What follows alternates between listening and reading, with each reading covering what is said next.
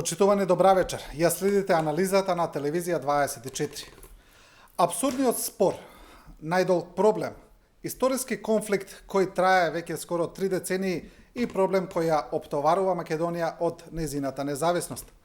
Земјата се наоѓа во уште еден децениски циклус кога постои можност решението за името да се најде намаса, да се реши овој проблем, сега кога интересите на големите сили повторно доаѓаат во преден план во однос на овој проблем и кој е билатерален спор меѓу Македонија и Грција, но кој има и регионални последици. Дали овој пат ќе се најде решение? Што е во прашање? Дали ќе има реперкусии врз идентитетот и кои се главните предизвици во оваа фаза на преговорите? Вечерва ќе разговараме со нашите гости, тоа се Александар Димитров, поранешен министар за надворешни работи, и Љубомир Фрчковски, универзитетски професор, кој исто така во еден период ја водеше македонската дипломат. Господа, добра вечер. Денеска го видовме министрот за надворешни на Грција Козијас во Охрид, трета средба за 20 дена, доста една интензивна преговарачка рамка.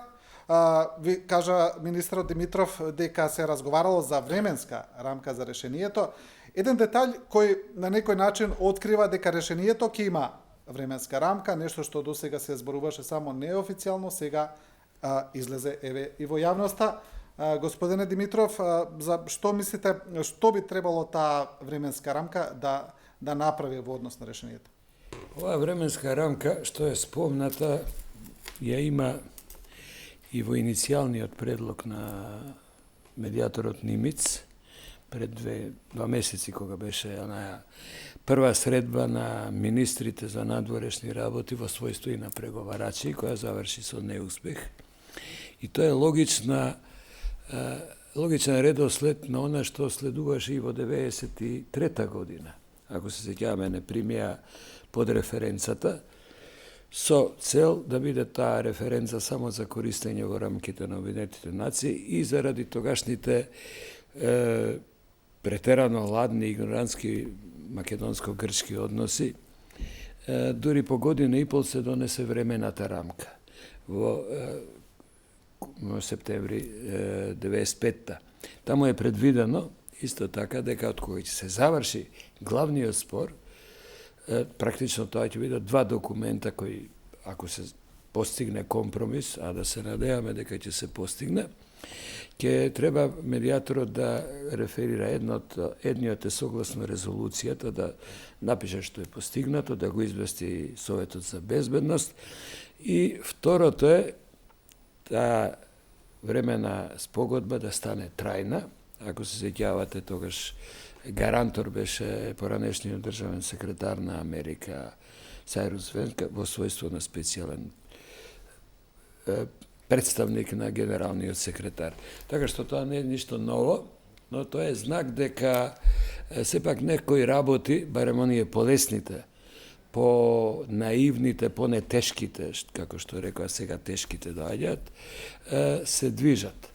Тоа значи врз основа на онаа нацрт спогодба што шокантно ја најави министерот Кадзијас, сакајќи можеби според мене и да го елиминира малку медијаторот Нимиц во неговото учество, на што ние задоцнато вративме со наша каква таква нацрт спогодба и сега практично тие се три рамноправни спогодби, три рамноправни документи.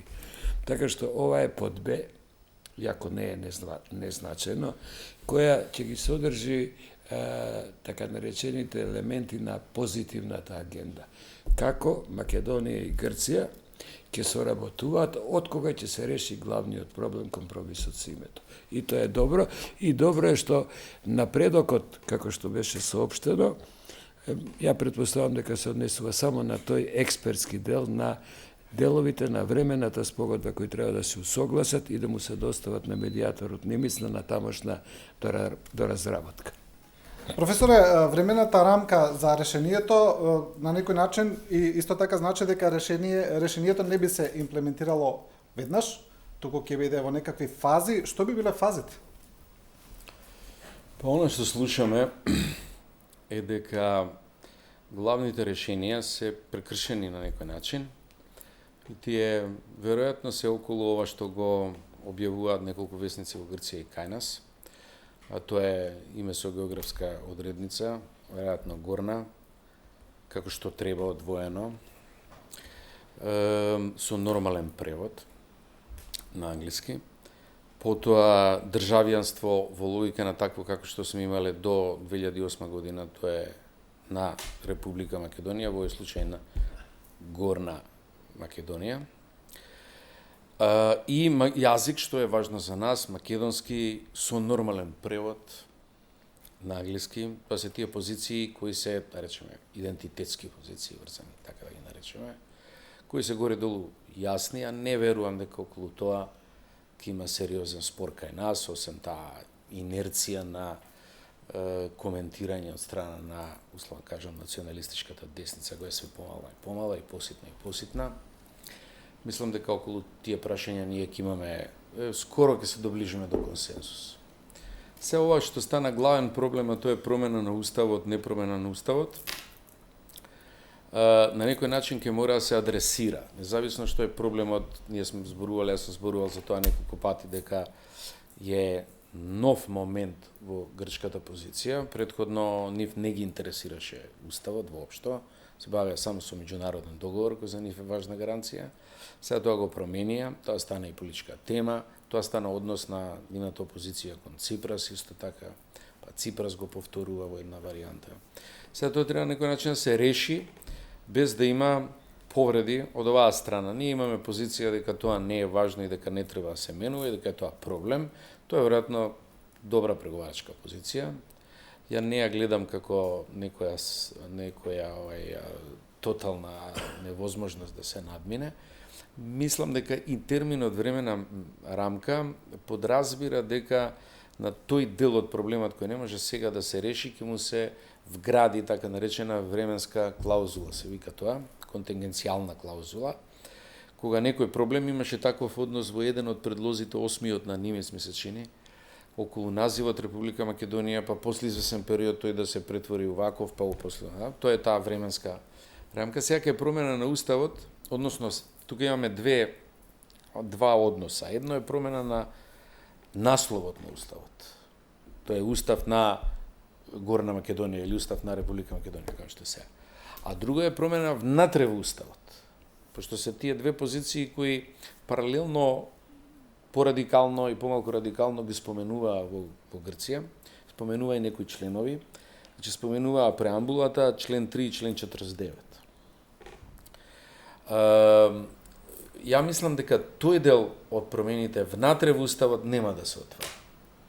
Дека уставот како таков, како текст ќе остане кохерентен и тој, но ќе се адресира насловот на уставот.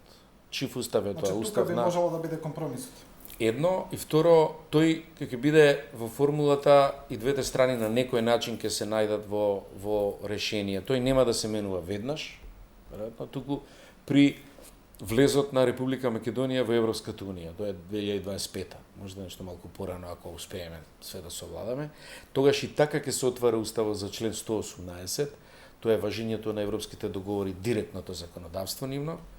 Тоа не може да биде да остане само со ратификување, како што тоа сите устави се менуваат кога влегуваат членките во Европската унија, и тогаш ќе искористи моментот да се адресира насловот на уставот. Веројатно тоа ќе биде компромис кој е поднослив и за двете страни. Од една страна, едната се задоволува, уставот не се менува сега, или за 7 години, или колку веќе до влезот на Европската унија, а другата од друга страна има за својата публика да каже дека тој сепак ќе се промени во насловот после извесен период. На тој начин ќе може да се излезе евентуално од тоа решение. Исто така нешто што не гледам дека е посебна драма за нас. Важни се оние прашања, да не забораваме, кои стално сме ги наведувале, дека за нас идентитетски прашања станаа побитни од нас, од името на државата, кој е второ, па другиве се регулно се трети или четврти. Во главном во овие решенја кои се надзираат, ние сме ги тие позиции сме ги задоволили реално. Сега нормално дека целиот, ви споменавте, абсурдност на спорот да се расправа за име на друга држава, Тоа е такво, меѓутоа и апсурдните спорови се спорови, морате да ги решавате. Во меѓународните односи апсурдни, неапсурдни, луѓето водат војни, граѓански војни кои се супер апсурдни, па ги водат. Знаете, тоа е од една страна апсурдно, може да ќе влезе сигурно и во литературата, и во меѓународното право како таков спор, но тој спор мора да го решите. И мислам дека решенијата одат на линија на задоволување на нашите стратешки позиции. Ние нема да излеземе од тоа повредени, што е важно околу тие главни точки кои за нас ги лоциравме како стратешки приоритети. Да, според она што го дознава јавноста од преговорите, што го кажуваат министрите Кодзијас и Димитров, на некој дозиран начин, што е веројатно и нормално во дипломатијата, сепак министрот Кодзијас тоа го прави доста поотворено, министрот Димитров помалку изнесува детали во јавноста.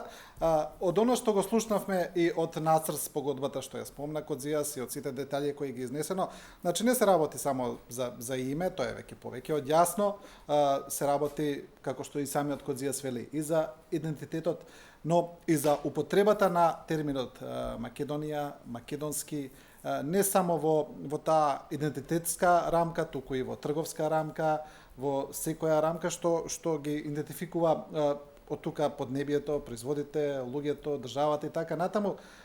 Кажете ми, има два начина ова да се реши, како што слушаме. Една е ексклузивност на термините или инклузивност, значи или да ги употребуваат сите, или да се ограничи нивната употреба. Што мислите, како ќе се движат работите во тој правец?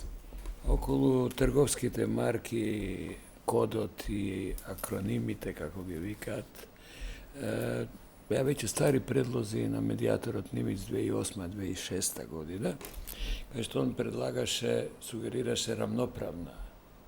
Македонски вина од Грција, македонски вина од Македонија и така натаму. Никој да нема ексклузивност. Да нема ексклузивност, подеднакво да може секој, но да каже од каде се, бидејќи суштината на грчково барање за идното компромисно име, името на новава држава, на Република Македонија, да е направи јасна дистинкција од регионот Македонија кој е во Грција. И тој ќе се постигне, дали ќе биде горна, северна, не е важно како, но тој ќе се постигне и тоа е прифатено од кај нас. Како што е прифатено и да има таа географска одредница, но никако не смее да биде ниту во еден збор, ниту да биде без превод.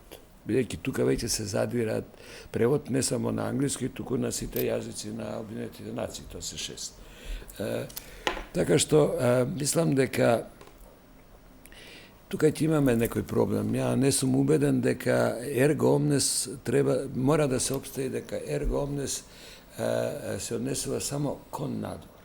Не може толкување ерго омнес и внатрешните документи да се менуваат, вклучително и насловот на Уставот. Според мене елегантно решение за компромисното име како ќе се користи во меѓународните организации мора да се бара во членот 120, мислам, на Уставот, каде што е предвидено како Македонија пристапува кон сојузна или заедница на држави. И тука може да се користи некаква еквилибристика, некој нов член, некоја додавка, дека за влез во Европската Унија, кај што е обавезен задолжителен референдум, па и за НАТО, иако тоа не е сојуз, тоа е договор, дека ќе има име кој ќе се користи како ова компромисното име. Инаку сите други се зголемување над мандатот. Не може да обстои, ние мораме категорично да го одбраниме, според мене, нашиот став во однос на барањето на, ако добро се сеќавам, не само на председателот на Грција, туку и на премиерот Ципрас, кај што он отворено рече, не може едно име во Обединетите нации, едно име во Уставот.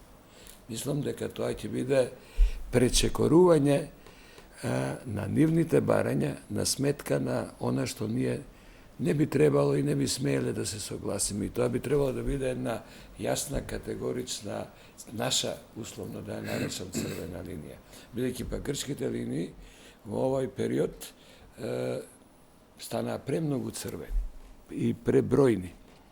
И во врска со ова Охрид што беше, мислам дека Охрид покажа, оваа последна средба денешна, нешто слично како и најаво Виена на 30, каде што практично немаше некој голем напредок, немаше ни некој големо назадување, дека се чувствува една меко спуштање, меко олабавување на грчките црвени линии. И тоа дава некаков оптимизам или реализам, како сакаме да го наречиме, дека можно е, дали самостојно, дали со помоштва на нашите меѓународни пријатели и нивни и наши, или ние ги викаме тешкаши, дека се е увидено дека премногу се бара од Македонија. Точно се бара премногу и на крај ќе се заврши пак со некој компромис кој не сум сигурен дека ќе биде класична вин-вин позиција. Да, вин за некого повеќе вин, а за некого помалку вин. Да. Или повеќе лус. Да, вин лус. Само се прашање процентите. Да. Министерот Димитров два пати кажа македонски јазик и ние сме македонци кои зборуваме македонски јазик, на некој начин така ги оцрта македонските позиции во тоа прашање. Значи, мислам дека не веруваме дека ќе се отстапи од таа позиција, но професор, еве, доколку дојде само до промена на насловот на Уставот.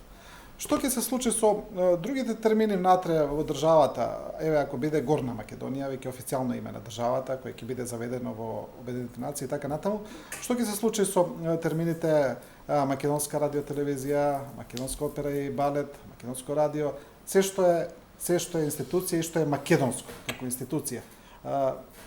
Ќе се преговарали за тие позиции? Не може да се преговара за тие позиции, ниту е тоа тема на расправа, ниту тие сега од драматична и од параноична варијанта да се плашиме, тоа останува све исто едноставно.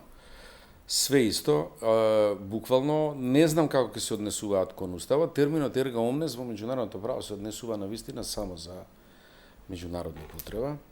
Тоа по функција е. Ова што Грција го поставува е нешто ерга омнес плюс, ствари. Нивно толкување на ерга омнес. Да, нивно толкување на ерга омнес. Меѓутоа, како тоа ќе се адресира, ќе видиме дали ќе иде со оваа формула на и врска со влез во Европска унија. И тоа е тоа временско поставување што се нагласува во спогодбата. И тоа е најважно, тоа е уствари единствениот дел. Другата, ова што го ни го договориле преамбулата целосно, принципите на кои ќе се расправа, значи во економскиот дел, мислам дека тоа ќе го решат, не е тоа некоја коска. Сега, кај марките и кај кодот, кои се веќе освоени позиции за нас, не знам тоа како го адресирале во договорот, ми тоа е тамо МКД и останува МКД. Не знам дали може да се менува, дали уопште треба да се преговара за тоа. Но, бидејќи немам информации до каде одат тие експертски разговори, во кои детали, не можеме да шпекулираме што се расправа за тоа. Но велам дека овој дел околу Уставот, кој ни е нас сега нов момент расправање, мислам дека ќе се постави така ад календрас во иднина, пак видиме како тоа ќе излезе во конечното решение. Второ, мислам дека на тоа нема да се оди на референдум, што е моје чувство на работите. Мислам дека ако ние влеземе во една постапка во јуни во НАТО со договор за Европска унија, целата атмосфера ќе биде битно различна за нас.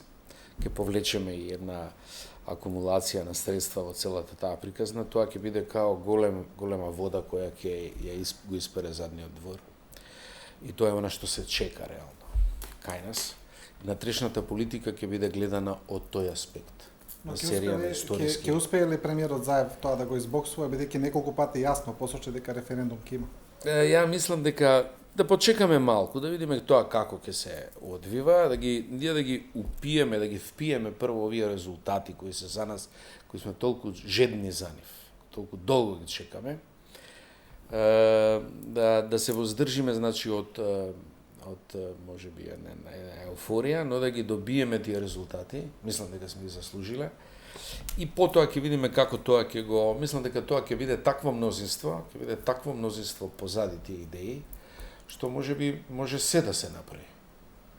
Може се да се направи, ќе имаат мнозинство за се да направат, но не знам дали треба тоа прашање се става на референдумот, која е таква една атмосфера ќе биде во која мислам дека ќе биде ако не победничка, онда баш онака олеснителна, решавачка атмосфера. И во таа смисла сите сме на некој начин возбудени во целата прилика, ако можеме да кажеме така, со сето наше искуство, со се што сме минале, сепак се тоа историски моменти кои се важни да ги издржиме и кога доаѓаат за решение. И тогаш треба да се издржи, така што немојте премногу да го ширите опсекот на што ќе правиме сега, што ќе правиме сега. Па овде имаме 3 решенија, ги видовме, имате тука плюс ерго омнес да го дорешиме. Тука ова другова све е малку пониско ниво на техничко решавање, ова да помине и да ги собереме плодовите од тој резултат. На вистина долго време очекаме тоа и плативме висока цена за тој спор. Ние посебно.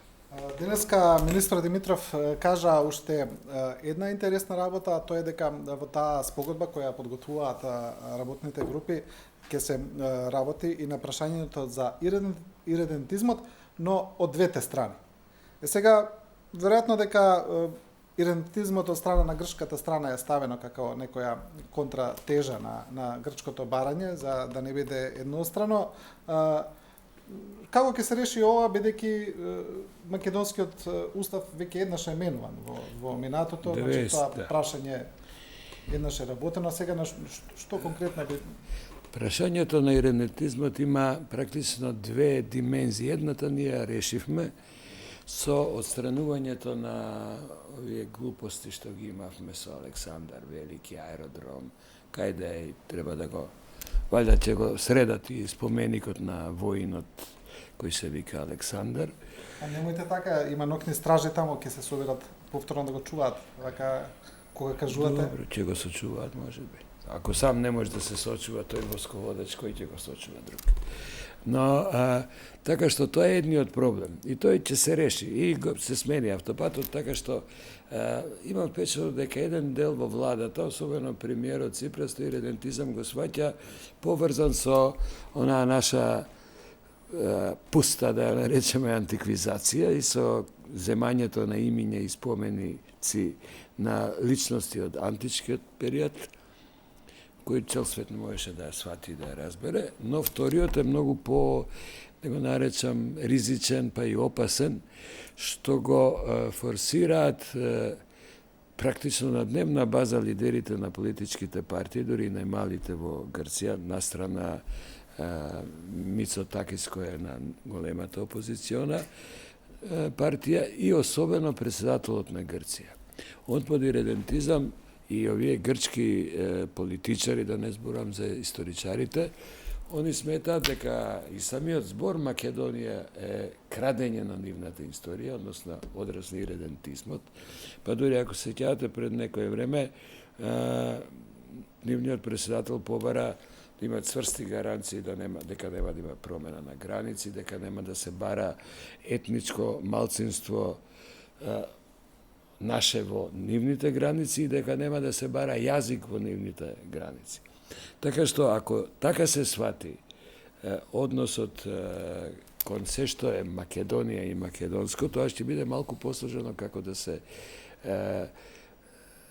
парира, контрира, условно да го речам, на тоа сваќање на иридентизмот. Инаку, мислам дека се е тоа абсурдно во овие 25 години до невидени граници исподигнато стравот за територијални претензии, стварот за иридентизам од наша страна спрема Грција, освен посегањето непотребно во рамките на антиквизацијата кон овие неколку историски личности и градењето на споменици. Но тука ќе биде, мислам дека и од тоа има ретерирање, како што има и ретерирање во последниве, ја мислам од неуспешната средба во Виена, веќе ги нема цврстите соопштувања на било кој од, особено портпаролот, кои се нивните стави, ерго омнес, внатрешна промена устав, веќе тие објаснуваат дека нивната позиција е веќе позната. Така што има впечаток дека и таму омекнува, или како што реков, има меко приземнување на нивните црвени линии, што остава надеж дека покрај овие главни прашања кои, како што и колегата Фрчковски кажа, веќе се горе-долу расчистени или близко до расчистување, другото ќе оди многу полесно.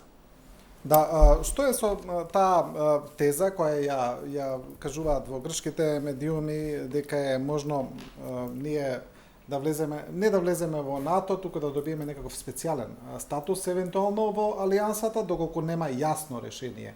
Како што велат, можно ли е прво такво нешто, како би бил тој специјален статус? Не, осем полноправен статус, ништо за нас друго не е интересно, ниту ќе биде на маса за расправање.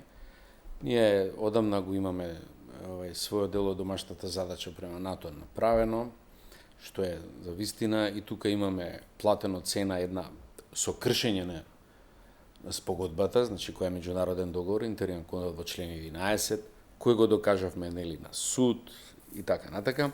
Така да таа цена ние сме платиле за полновратно членство и ништо под тоа не мислам дека ќе биде во комбинација.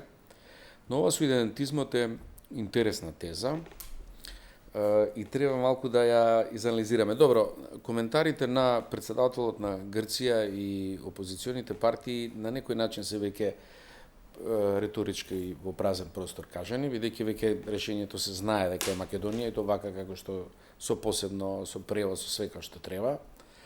Тоа е едно. Од друга страна, погледнете ги испитувањата на јавно мислење во Грција. И кај нас и во Грција. Практично преку 56% кај нив сметаат дека сега е моментот да се реши ова, значи они го имаат во фокус ова прашање ставено. Тоа зборува дека Ципрас, независно поради нападите што ги има, веќе тука има една цена која не сега да плати, ќе треба да го избутка, има шанси да го избутка од своја страна.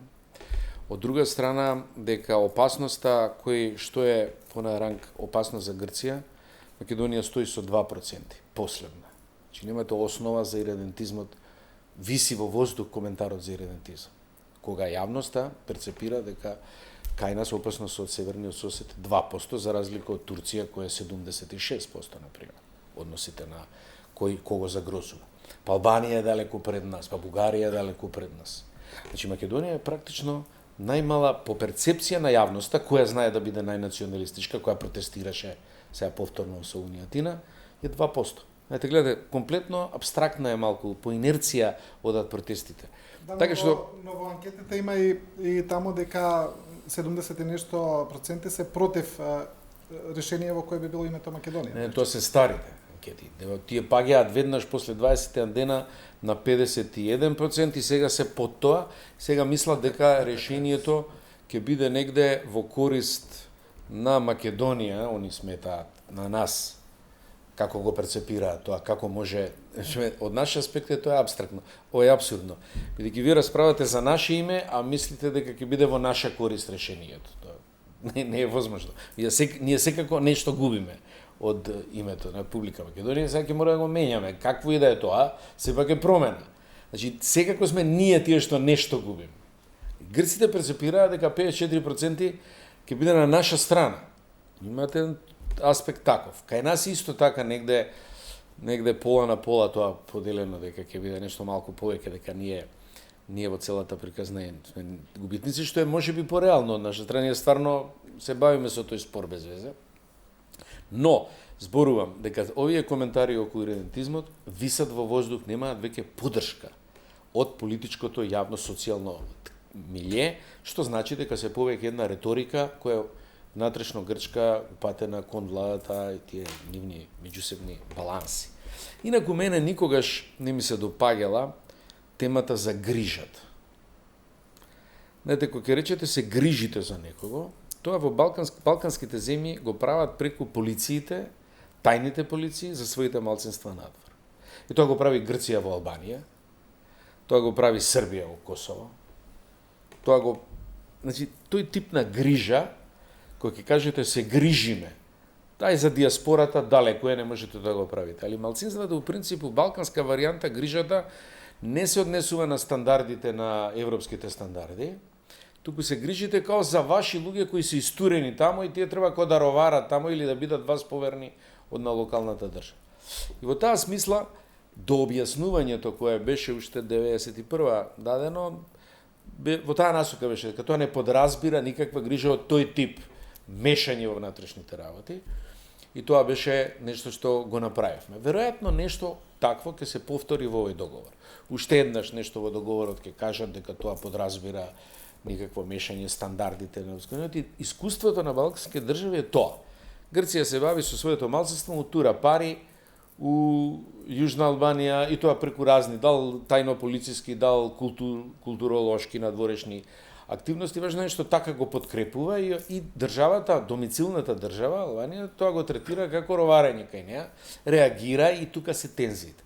Значи тоа се државјани на тие држави. И тие малцинските права, тоа опште не негира дека се ти може да се малцинство во државата или да не се етничко исто потекло со мнозинскиот народ, и своите права ги имаат во рамките на европските стандарди за малцинствата, и тоа е СФСН. Одговорноста на националната држава, централната власт во однос на нив е јасно успоставена со стандарди на Европската унија. И тоа е она што ние евентуално можеме да се грижиме во смисла на да упатуваме дека тие стандарди, да речеме, не се на тоа ниво на кое требало да биде, така натака. Ништо повеќе од таа под наводници грижа. Значи грижа преку тајните полиции во принцип не е паметна грижа и во предизвикува неспокојство кај матичните држави. И тоа ние не сакаме нас да ни го прават, не се буниме кон Албанија кога имаат контакти од не знаеме какви се те релации, дури да се онака политички контакти меѓу полицијата, па незгодно е, реагира, што се они у тиранска платформа, тоа беше тезат. Значи тука треба да се стандардизира, се смират работите, оваа тензија во Косово е тоа. Србите во Косово, малцинство, не знаат кому се да видат што, дали ќе видат малцинство со сите тие привилегии повеќе од шведите во Финска, што ги имаат по Ахтисари планот, или ќе видат истурена рака на Белград. Тие работи некаде треба да се средат полека.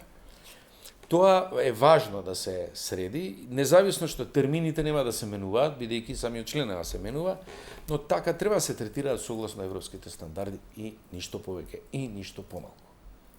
Да.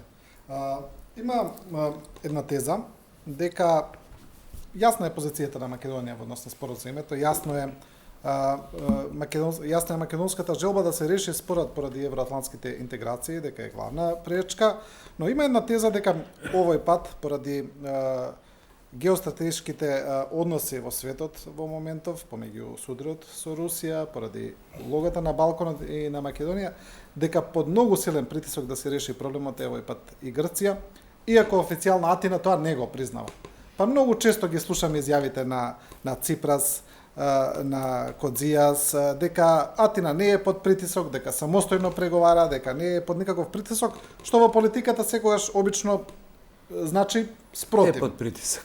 Да, дека е. Или под влијание, ајде, тежок збор. Имаше и уште една изјава на Джеймс Пердју, поранешниот амбасадор, дека доколку не се реши сега прашањето, дека Грција ќе се најде дури во регионална изолација. Да. Ете, Грција уште од 2008 од Букурешт ја бие глас и го ја влече хипотеката дека со тогашната не беше вето, туку блокада на Македонија да стане членка на НАТО, објективно ги нарушија геостратешките интереси на НАТО, кај што се членка. И објективно со изолацијата на Македонија, односно со спречувањето Македонија да стане членка во НАТО, објективно работеа во полза на интересите на Русија. Тоа беше уште оценка за однесувањето до тогашниот премиер Караманлис, но и ден денеска ја имаат таа хипотека. И мислам дека сериозно им е укажано, такви се моите барем информации, дека дури и при последната посета на премиерот Ципрас во Вашингтон, дека мора да размислат сериозно на чија страна се. А со ова најново што го направи рускиот министер Сергеј Лавров, ние може само да му заблагодариме затоа што ни даде силен импулс.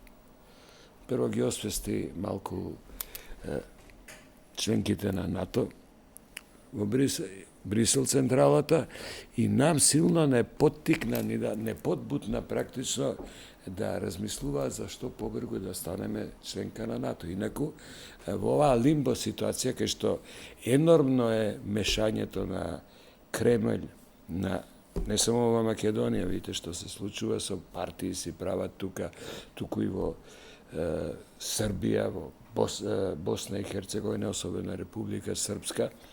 Така што НАТО, Русија, на нив се додава, ги дополнува турското влијание преку исламот, и во сенка мудро стои и Кина со незиниот пат на силата и инвестициите кои ги дава. Така што они го запоставија од 2008 година овој регион, особено Македонија, која пак покажа со пред крвавиот четврток дека може ресно да се запали до граѓанска војна, која по домино ефект ќе ги запали другите во и онака кршливиот регион.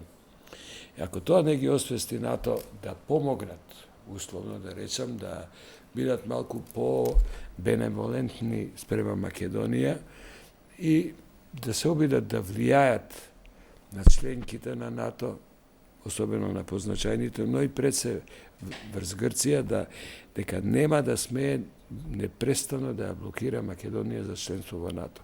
Инаку се согласувам, некои асоцијативни статуси, како што ги има Шведска и Финска, тоа се индивидуални програми за партнерство за мир, но со многу активно учество на Шведска, бидејќи тие се определиле да бидат неутрални земји. Ние сме се определили да станеме членка на НАТО. И не е никаква ниту утеха, ниту субституција, некој надграден статус. Ние сакаме да бидеме членка. Или барем 2000 сега на самитот да ја добиеме поканата, па со некои фазни решенија до ратификацијата да ги решиме овие прашања околу компромисот, околу значењето, примената ерго омнес, до каде и така натаму, барем до ратификацијата, до станувањето на полноправно членство кој може да се очекува за година и пол или две. Дел од ова што го кажавте, деновиве го пишувал во анализа и поранешниот генерал, господинот Весли Кларк, кој вика дека Америка го оставила Балканот на Европската Унија, но дека Европската Унија не прави доволно, не ги менаџира работите како што треба, дека повторно сад треба да се вклучи повеќе, и тој вели дека е загрижувачко руското влијание, турското влијанието на Саудитска Арабија во регионот. Мислите ли, професоре, дека како се наближува можното решение, дека тука Русија, која отворено се противи, тоа го кажа, дека има некакво влијание да направи реален проблем? Ја мислам дека тоа не е реална опција. Русија во основа, независно од реториката и од овие тензии кои од Блискиот исток се шират навака, може и да се заостри таа ситуација дополнително, практично ги изгуби позициите кај земјите кои беа клиенти на Русија историски. Црна Гора, Србија. Сега, да ја оценуваме таа ситуација на Русија посилна од претходно е малку нереално во таа смисла, но реториката останува присутна, некој пат некои партии па и некои слоеви на населението во овие земји имаат традиционална реторика дека нивните руски браќа тоа се наспротивно од историските искуства, но дека нивните руски браќа стојат за тие операции. Првата тензија во Косово разви таква една реторика. Јас мислам дека ова што му го прават на уште еден автократ на Вучич во Србија, да со тајминг за промена на уставот околу Косово, тоа е работа која како чашава да треба да ја голтне.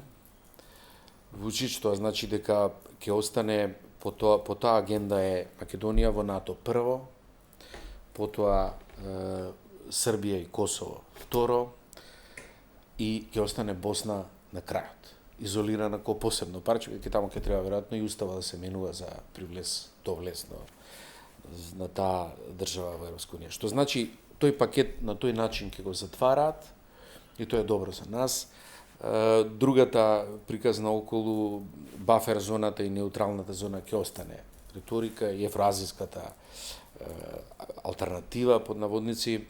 за регионот и тука некаде притисоците и таа клима што викаме меѓународна дека е добра, е создадена и сега треба да се испуца тој пенал до крај во овој период пред нас.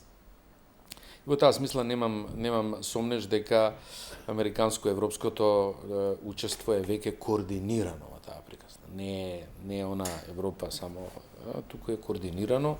Не даде промена на таа политика како што се плашевме владењето на Трамп, продолжи некаков континуитет за среќа, бидејќи тука може да се случуваат разни дисконтинуитети внатре во Стејт департментот околу администрација и околу мандатот на Тилерсон, исто така. Голем дел од дипломати сметаа дека е тоа еден удар на нивната професионална дипломатија, но тоа се големи држави, издржуваат, имаат континуитет на интереси и тој не падна, туку се засили во овој регион, што е многу важно, што е добро дојдено.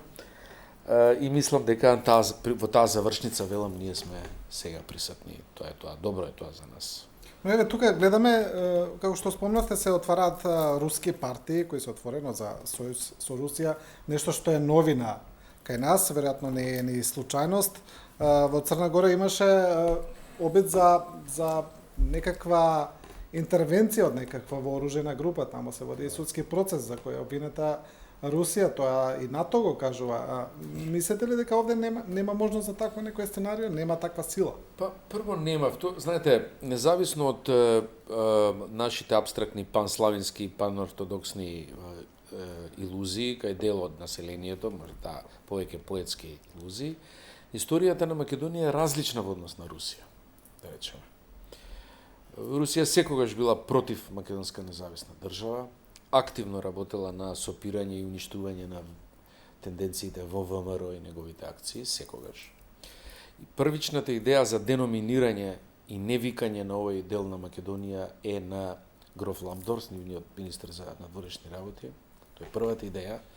Писма до нивните конзулати да не им се обраќаат на овој дел на луѓето и организациите како македонски, туку како делови на трите вилајата. Према тоа, целиот комплекс на руското однесување кон Македонија е негативен. Они имаат став дека нема потреба уште една словенска држава, вака нестабилна и мултикултурна, дека поддржувајќи таква независна држава ќе ги изгубат позициите во Србија и Бугарија и Грција, они се први во Грција, и немаат никаква идеја да поддржат независна уште една држава. Туку идат прво Грција, Србија, трета им е Бугарија. Во таа опција на нивните позиции клиентелистички во регионот, Македонија никогаш не играла. Односно била жртва. Према тоа, независно, љубовта е слепа, кај македонците може да има љубов и кон Србија, ако има судир со српските национални интереси по некој пат, тотално, или кон Русија, тоа е доказ само за тезата дека љубовта знае да биде слепа. Сепак има инерција која не држи во овие високи концепти и поддршки на НАТО. Гледате, тука е една идеја дека не држи на дистанца од таа реална врска со Русија и од нејата реална позиција одека. Така што ја не мислам дека тие повеќе кловновски обиди во политичките партии да формираат проруски опции ќе биде реално една политичка сила и влијание. Не. Тоа што не треба да се запостави можната улога на се уште председателот на државата, кој отворено си работи на таа сфера. Мислите дека би си дозволил председателот да застапи на таква позиција? Па која си дозволи да крши устав, да не дава мандати, што го кошта? Да, во поглед на состојбите во Грција, неколку пати, таму јасно е дека се обидува да се работи на јавното мислење, како што кажавте, и анкетите беа доста негативни, сега паѓаат тие националистички пориви. Неколку пати слушнавме од нивни тамо представници, дипломати, политичари, дека треба да се реши прашањето, дека ја оптоварува и грчката дипломатија и грчките национални интереси, но реално ги оптоварува. Се чини дека грчката дипломатија, грчката надворешна политика, значи се занимава само со Македонија, со убедување на меѓународната заедница за нивните позиции и од друга страна за нивната, како што ја перципираат, главна закана која им доаѓа од исток, од Турција. За нив веројатно би било леснување доколку го затворат овој проблем. Еднаш за секогаш и да се сконцентрираат на тоа каде можеби навистина би имале закана некаква. Грција ја бие глас, условно да речам, дека има 4 замрзнати конфликти. Албанија, и еве пред месец-два министерот Кодзијас имаше долги разговори со неговиот колега Бушати во Тирана за да ги решат напластените проблеми во албанско-грчките односи. Вториот замрзнат конфликт е Македонија и проблемов со името. Третиот е вечниот проблем со Турција и четвртиот е кипарското прашање од 74 година. Така што и за неа е многу лошо кога во нејзиното портофолио има 4 замрзнати конфликти. Ако имаш еден, зависи од другиот, ама ако имаш 4, може да се посомневаат дека се пред се причината кај тебе. Второ, за да го реши овој проблем, точно е, и тие сакаат да го решат проблемот, да им олесни и меѓу другото за ова, но и заради фактот што особено сега се нагласува последниот месец-два дека Грција излегува од криза економска, дека со решавањето на проблемот со името со Македонија ќе се отворат нови можности за економска соработка, иако они досега ја има преку ОКТА, вложувања, инвестиции и така натаму, и ќе засилат амбицијата, тоа е особено важно за грцишката надворешна политика, да биде фактор на стабилноста на Балканот.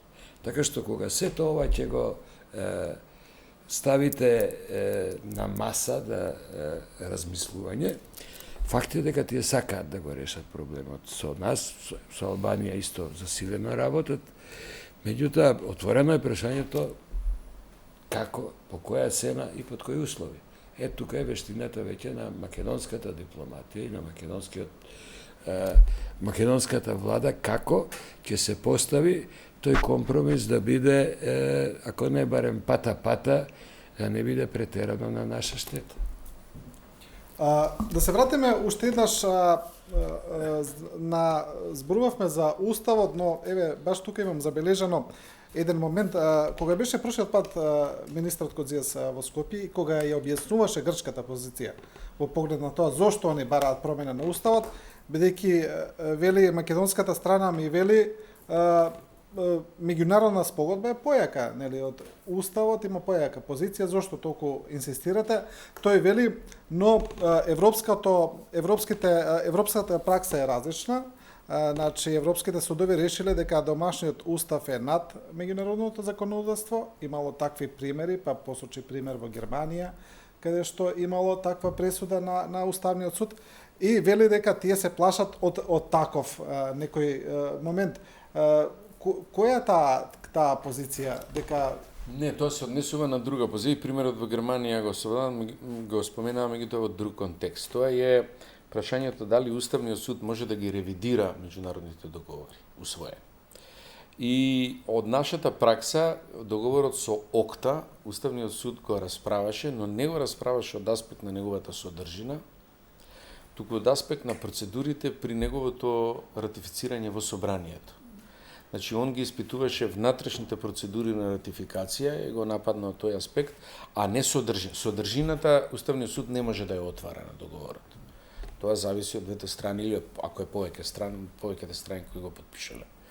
Така што и во таа смисла меѓународниот договор не може да биде нападнат од предуставниот суд.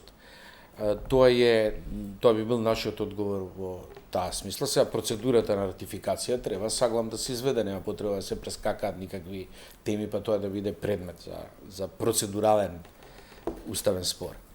Тоа е едно, меѓутоа тоа е повеќе оправдување малку на Грција. Они околу уставот се обидуваат да добијат максимум од Erga Omnes, затоа велам тоа е Erga Omnes Plus, и ќе видиме како тоа до крај ќе се вози.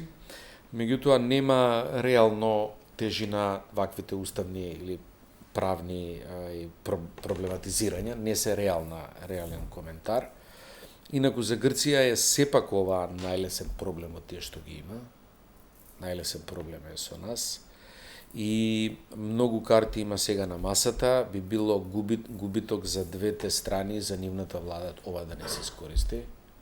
И тоа е исто така одговор, заборавив да го споменам, го видовте во анкетата, дека би било голем губиток ако се испушти оваа ситуација. 64 скоро проценти од грците сметаат дека тоа би било голем губиток ако не се искористи сега оваа ситуација. Значи тоа е тоа перцепирање дека тоа е налесен спор и треба да се симне. И го гледаат тоа отварање према Балканот како земја која излегува од криза е фактор на, тоа е точно, како момент битен за нив. И трет елемент, они имаат тензија на Кипар повторан, имаат инцидент еден озбилен пред некоја недела. Еден од турските бродови не дозволи еден италијански брод да врши ископувања или бушење за нафта, нешто што е по договор направено со грчкиот Кипар, и тука настане една тензија. Се гледа дека Турција сака агресивно по неколку точки да настапува, не само да се губи на Ирачко-сирискиот фронт, него да учествува и овде, да покаже дека е регионална сила, им прави околу границите и островите повторно постојани тензии, и они се под еден притисок конкретен од Грција, од Турција, конкретен со инциденти, што повторно го прави моментот на решавање, излез од тоа, конципирање, средување на еден спор погоден за решавање на спорот. Би било логично да сакаат да го затворат барем ова, како што велите, кој е полесно. Да, во таа смисла, пошто имаат конкретни и инциденти. Да. Добро, господине Димитров, доколку Македонија сега успее да го затвори ова прашање, што речиси, мислам дека на никого од нас не ни се верува, дека некако се мислиме дека на крај се ќе се изјави, се ќе си остане како што беше, значи поучени од искуството, доколку по некое чудо се направи некаков договор. Што ќе значи тоа за македонските политичари? Ќе можат ли тоа да го тргнат веќе тоа алиби, дека тоа не тежи, дека тоа не е пречка? Ќе може ли да се направи некаков сериозен исчекор напред? Мислам дека тој што ќе го направи оваа влада, мислам дека ќе треба да се вклучи опозицијата при евентуалната ратификација на тој меѓународен договор или на трајната спогодба, ќе биде во полза на сите. Се разбира, одговорноста, но и заслугата ја има оној што е на власт. И јас сметам, нешто зборувавме за референдумот во оваа фаза не е неопходен, напротив, јас секогаш сум бил против, затоа што гарнитурата на власт има мандат да спредува своји политики. И нема што да бара подкритие или зацкритие или поддршка од народот, да го втурнува народот кој онака му е веќе преку глава. Доколку после решавањето на проблемот дојде покана за членство, а тоа ќе значи она што се вели членството во НАТО на секоја земја е така наречениот имотен лиц или тапијата, доколку ги почнеме преговорите за пристапување кон Европската унија, кои ќе траат 8-9 години, кој знае колку, но ќе не адаптира, ќе не прилагодува како општество за ние да се менуваме, се разбира доколку тоа биде последено со еден значаен дел на инвестиции. Да се подсетиме, за година и нешто Албанија, од кога во 2008 доби поканата, додека стана членка, преку $1 милиарди имаше инвестиции. Си има на своји погодности, географски, работни, така натаму, но да се надејаме дека и тие инвестиции ќе дојдат и кај нас, затоа што странецот, кога сака голема инвестиција, не овие што доаѓаат, што ние ги плаќаме или ги плаќаше претходната влада за наши пари да глумат инвестиции, но оној што сака да дојде со крупна инвестиција, со крупен капитал, прво што прашува дали се вие членка на НАТО, затоа што му е тоа гаранција за стабилноста на државата. Ниту една земја членка на НАТО не се распаднала. Тоа е факт и тоа е огромниот, најголемиот придонес, мислам, најголемото значење на Македонија, противно секакви процеси се можни во Македонија. До имплозии, до евентуални федерализации и така натаму, но за тоа да го оставим. Ние добиваме многу повеќе од колку што ќе изгубиме. Работата е да не изгубиме многу. Или да биде тој компромис, ајде малку да се пошегуваме на крајот, по онаа стара комична шеговита дефиниција дека компромис е поделба на една торта на два дела и да ја убедиш секоја страна дека нејзиниот дел е поголемиот. Така да се надеваме дека и ние така, па ќе видиме дали ќе биде поголемиот. Да, господа, не истече времето, ви благодарам за учеството во оваа емисија, а вас, почитувани гледачи, ви благодариме на довербата и вниманието. И еве една најава за утре, следете анализата на телевизија 24, утре гостин ќе биде премиерот Зоран Заев, а тука во студиото ќе разговара со колегата Мишко Иванов, така да еве и утре причина повторно во овој термин да бидете тука. Останете со програмата на телевизија 24.